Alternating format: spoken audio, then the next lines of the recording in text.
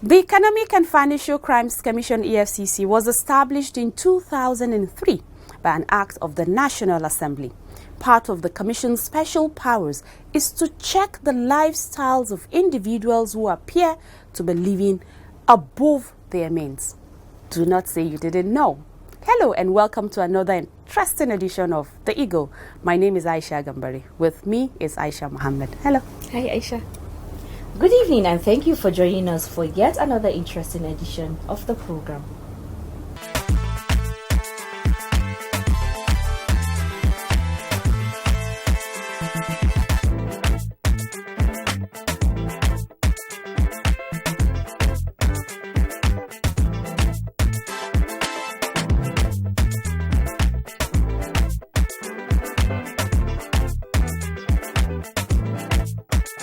EFCC will get you anywhere, anytime.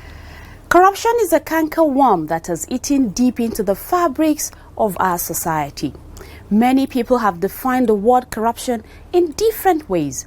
On The Eagle today, we shall be taking a look at the real meaning of the word corruption and its negative effects on our society. The trial of Colonel Samba Dasuki retired, a former national security advisor, and 5 others before Justice Hussaini Baba Yusuf of the Federal Capital Territory High Court sitting in Maitama, Abuja, could not continue due to the absence of the first defendant, Dasuki.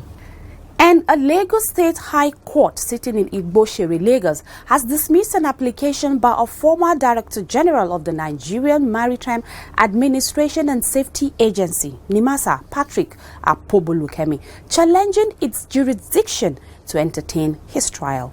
We will take another short break and all this report will come your way shortly. Please don't go away. Welcome back. According to the World Bank, corruption is defined as the abuse of office for private gains. Public office is abused for private gains when an official accepts, edicts, or extorts a bribe. It is also abused when private agents actively offer bribes to circumvent public policies and processes for competitive advantage and profit. Our reporters went on the streets of Abuja, the Federal Capital Territory, to find out what Nigerians really understand by the term corruption. The report. Corruption is a term whose real meaning covers a wide range of misguided and illegal conduct stemming from misuse of entrusted funds and power for private gain. It may also include theft, fraud, nepotism, abuse of power, or illegal conversion of state properties. In many countries of the world, especially in the developing countries, the menace of corruption is evident everywhere. Many people perpetrate the crime and try to cover up, or better still, escape being called to justice. In Nigeria, corruption has left a devastating effect on every sphere of the country's economic, political, and social system.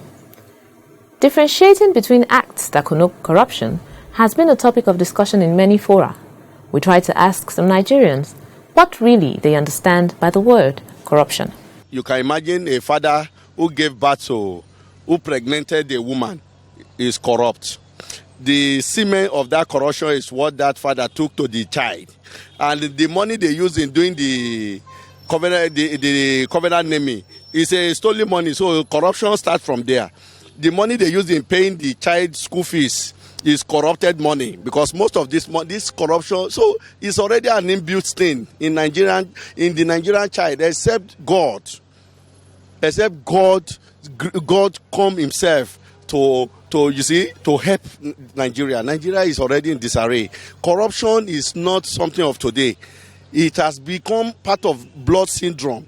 Corruption is any act or activity outside due process.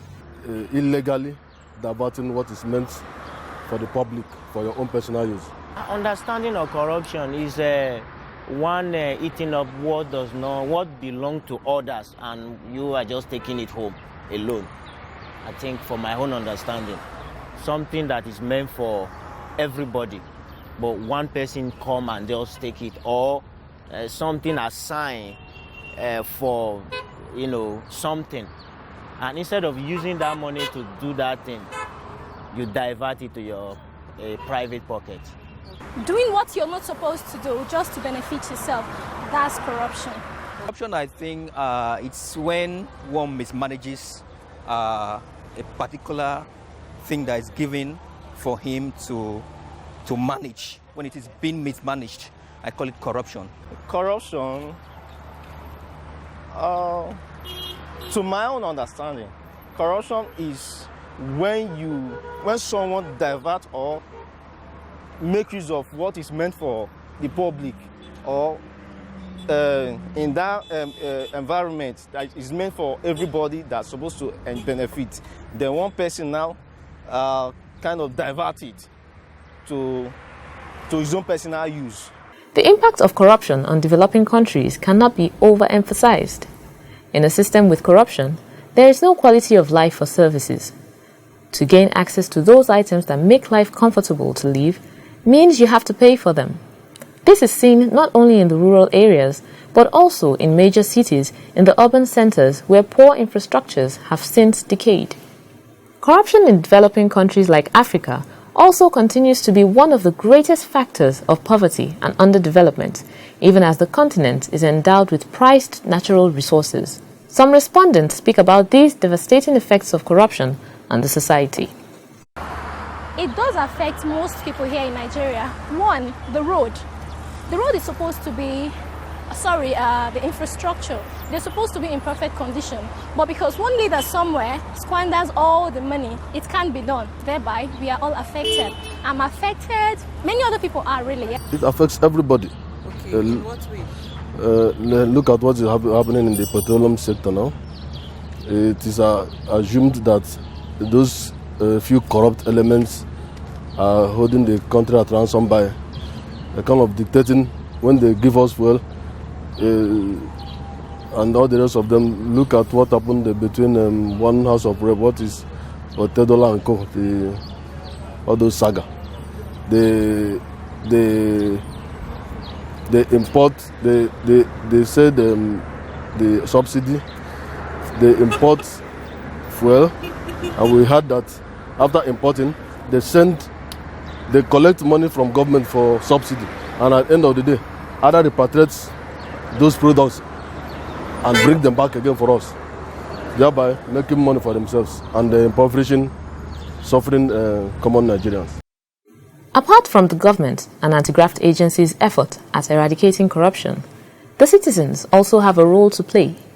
Some respondents also speak on how the scourge can be totally eradicated. The citizens that had allowed this corruption to thrive, but this issue that initially the problem of this country is had to do with leadership, which so many political philosophers, like the late Chinua Achebe, also said it, that the problem about this country is all about leadership. But at the time, personally, I was working and found access to an information that was telling me that it's all about followership. It's all about active citizenship. It's all about educated citizenship. So, by the time the citizens are active, by the time we are alive, I think the issue of corruption will not be a major issue. Even if actually it's a global phenomenon, it's not only in this country, it's happening everywhere. But what we are praying is that the at least need to reduce to its barest minimum. You cannot enforce favoritism or nepotism and other things, but let it be at its barest minimum. Actually, a school is the greatest and the most formidable entrance into the society. A school, any idea institutionalized in a school can go a long way to right the wrongs in the society. So if corruption is made part and parcel of the school curriculum, it will be a welcome idea, because teachers in schools have the ability, they create the society.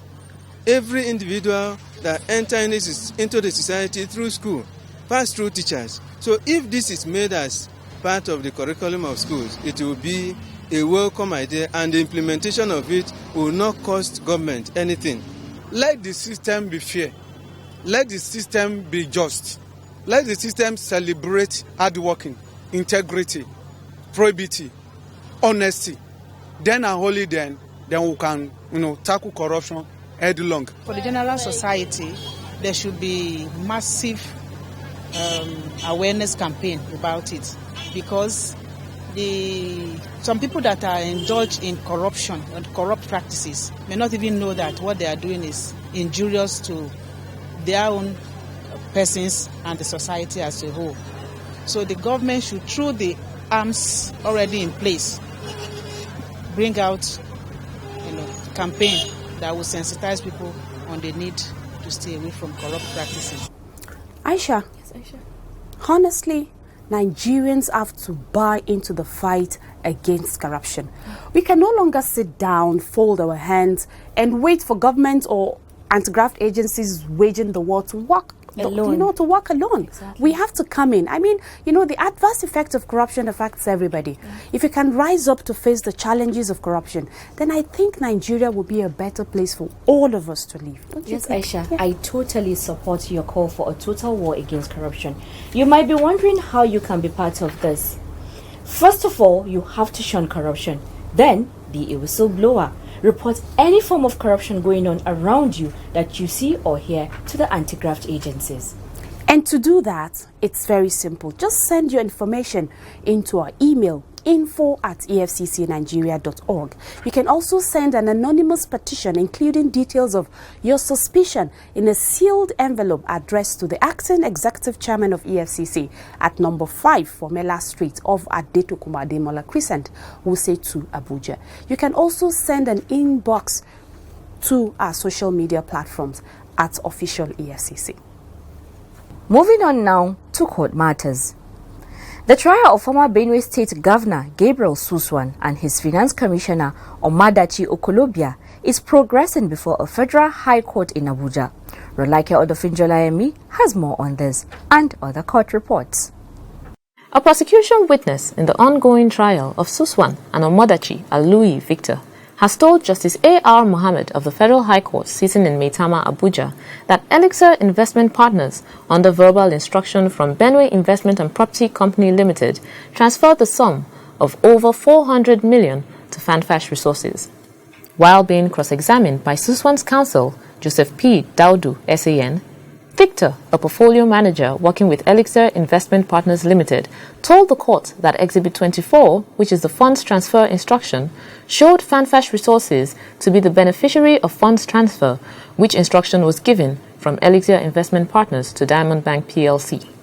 He stated that the mandate given to Elixir was to sell shares at not more than 15% to the then current market price, adding that the same company gave the advice in order for the shares to be sold easily. Thereafter, the witness was discharged and there were no further questioning from the defense or re-examination from the prosecuting counsel. Justice Mohammed adjourned to April 28 and 29, 2016 for continuation of trial. However, the judge granted permission to Suswan's request to travel abroad for medicals. The judge, in granting the application, ordered Suswan's passport to be released to him, adding that he must be back before the next date to continue his trial. He further ordered Suswan to submit his passport back to the court registrar on his return. Suswan and Omodachi are being prosecuted by the EFCC on a 9-count charge bordering on money laundering, abuse of office, and obtaining by false pretense to the tune of over 3 billion naira. The duo were alleged to have diverted the proceeds of the sale of shares owned by the Benue State Government and Benue Investment and Property Company Limited. The offence is punishable under Section 15, Subsection 3 of the Money Laundering Prohibition Act as amended in 2012. Still on court matters, The Economic and Financial Crimes Commission, EFCC, has arraigned the former Director General of the Nigerian Maritime Administration and Safety Agency, NIMASA, Patrick Akpobolo-Kemi, and 8 others on a 40-count charge bordering on money laundering and stealing before Justice I.N. Buba of the Federal High Court, Lagos. The other defendants are Global West Vessel Specialists Limited, Odimiri Electricals Limited, Kime Ngozu, Bolobere Property and Estate Limited, Reverend Elam, Destra Consult Limited, Gregory Mobuno, and Captain Waredi Enisuo. Counsel to the prosecution, Festus Keyamo, presented a 40-count charge to the court which excluded Government Ekpemukpolo, also known as Tompolo, who has been at large, in order to enable the other defendants take their plea.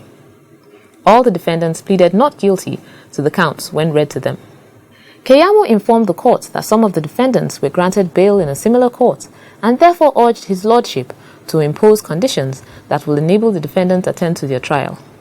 Justice Buba granted each of the defendants bail in the sum of 50 million naira and one responsible surety in like sum.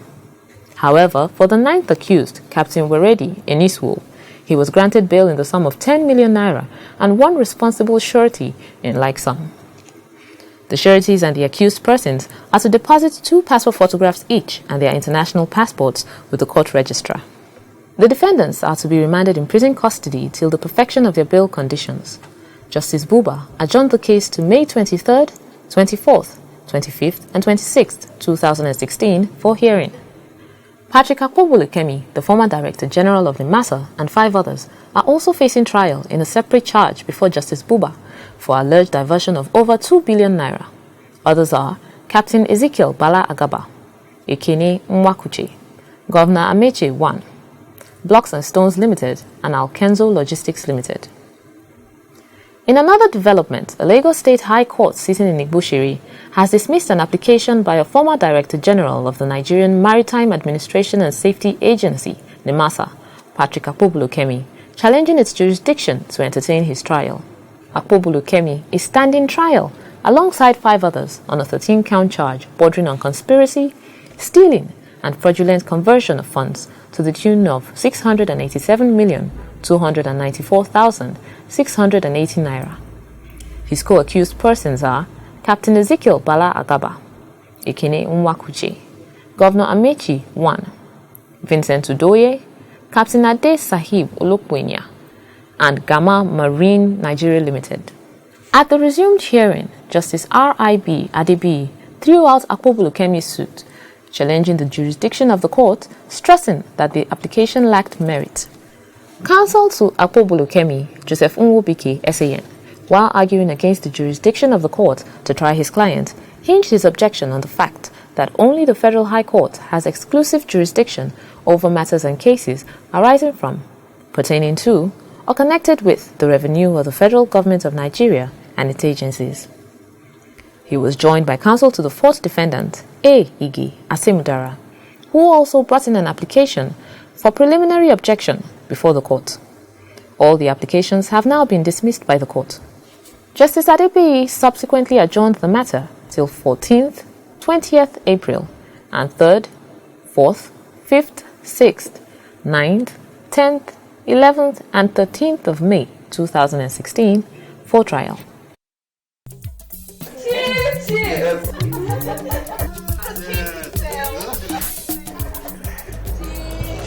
What is it? Please, keep to yourself. Chief Urabo, I got a telephone call. Anytime I close my eyes, yes, I see dead people chasing me in my sleep. My Jehovah Magadam. Chief, is it possible for someone to become restless just because of his past deeds? Nevertheless, unless you kill somebody dead, then the spirit will be haunted you. Was you all contractors? I embezzled all the money for the roads that are now death traps, killing people every day. I approved the supplies of fake drugs on pipe on water. I embezzled the money at the fear, Chief. You are supposed to fly especially now that the people of EFCC are chasing people who are doing to submit other people's money. EFCC, as soon as they capture them, straight to prison. Chief, jail. Are you? Life are not just about acquire wealth, making money. When other people are didn't die of hunger and neglect. Be careful. EFCC and watch. EFCC will get you anywhere, anytime. The trial of Colonel Samba Dazuki, retired, a former National Security Advisor, and 5 others before Justice Osaini Baba Yusuf of the Federal Capital Territory High Court sitting in Maitama, Abuja, could not continue due to the absence of the first defendant, Dazuki, in court. The report.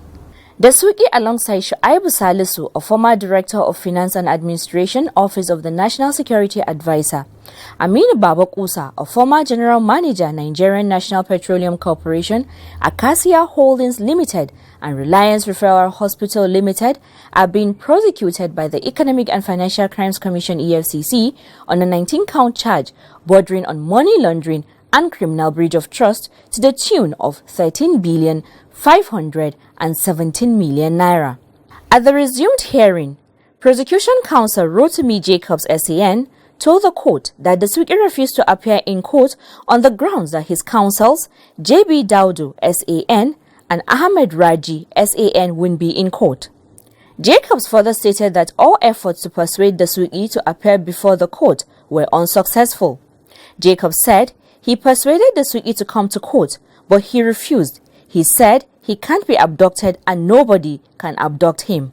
He also told the court that Daudu, who is the lead counsel to the first defendant, had filed an application before the Court of Appeal on Monday, March 21, 2016, a move which made him come to the conclusion that the absence of both the first defendant and his counsels was planned.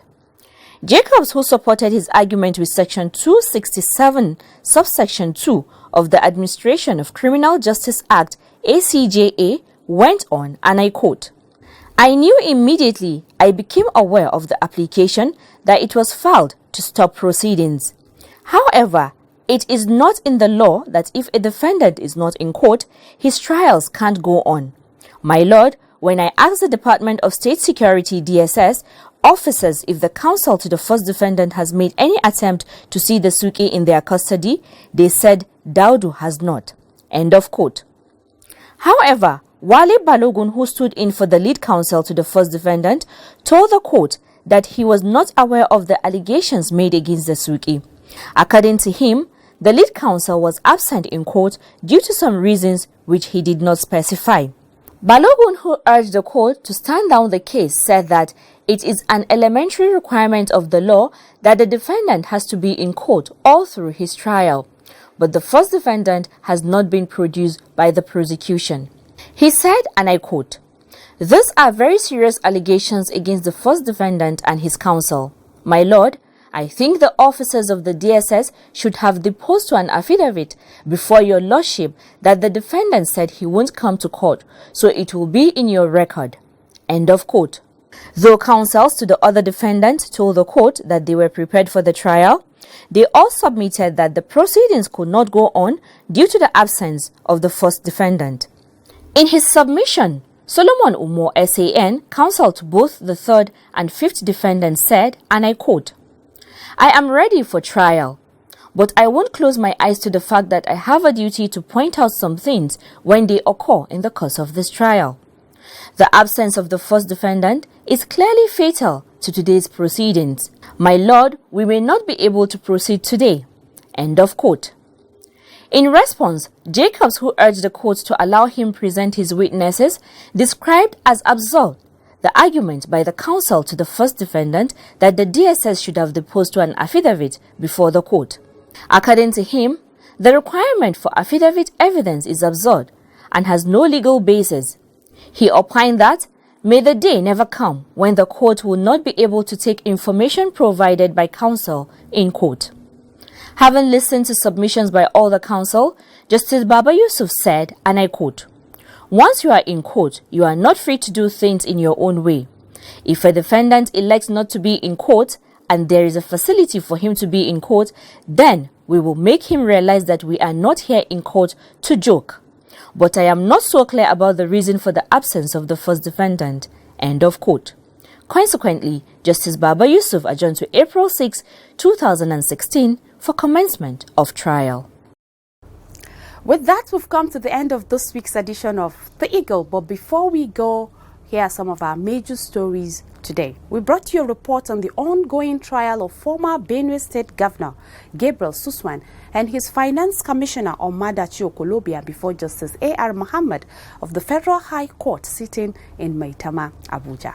We also brought to you updates on the ongoing prosecution of the former National Security Advisor, Colonel Sambo Dasuki, retired, as he failed to appear in court for the commencement of his trial. And that's it on the program. Please don't forget to send your feedback to us via the eagle at efccnigeria.org or like our page on facebook.com/official EFCC. You can also follow us on Twitter at official EFCC or search for us on Google Plus at official EFCC. And to catch up with all our programs and other activities, please log on to youtube.com/official EFCC. My name is Aisha Mohammed. Good evening. And I'm Aisha Gambari. Thank you very much for your time. God bless Nigeria.